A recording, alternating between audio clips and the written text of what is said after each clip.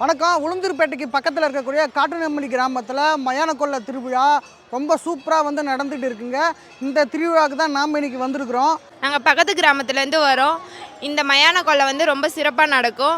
நாங்கள் வருஷம் வருவோம். இந்த திருவிழா வந்து எங்கள் ஊருக்கு வந்து மிக மிக பழமையான திருவிழா. எங்கள் முன்னோர்கள் எல்லாருமே வந்து இதை கொண்டாடிட்டு இருந்தாங்க. இப்போ நாங்களும் கொண்டாடிட்டு இருக்கோம்.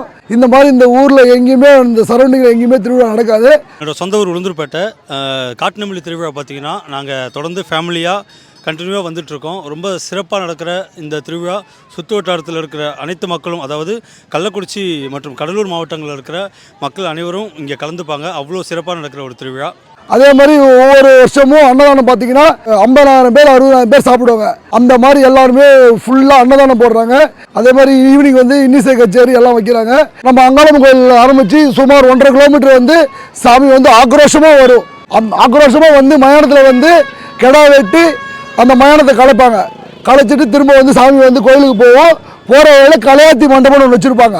சாமி வேகமாக போயிட்டு வரதுனால, சாமி கலையாடுறதுனால அதுக்கு வந்து ஒரு மண்டபம் தனியாக இருக்குது. அந்த மண்டபத்தில் வந்து ரெஸ்ட் எடுத்து சாமி வந்து கலையாடிட்டு அதுக்கப்புறம் தான் கோயிலுக்கு வீதி உலா போவோம். இந்த வீடியோ பார்க்குற நீங்கள் உங்கள் நண்பர்கள் யாராவது காட்டுநெம்மணியாக இருந்தாங்க அப்படின்னா இந்த வீடியோவை அவங்களுக்கு ஷேர் பண்ணுங்கள். மறக்காமல் நம்ம சேனலை ஃபாலோ பண்ணிக்கோங்க.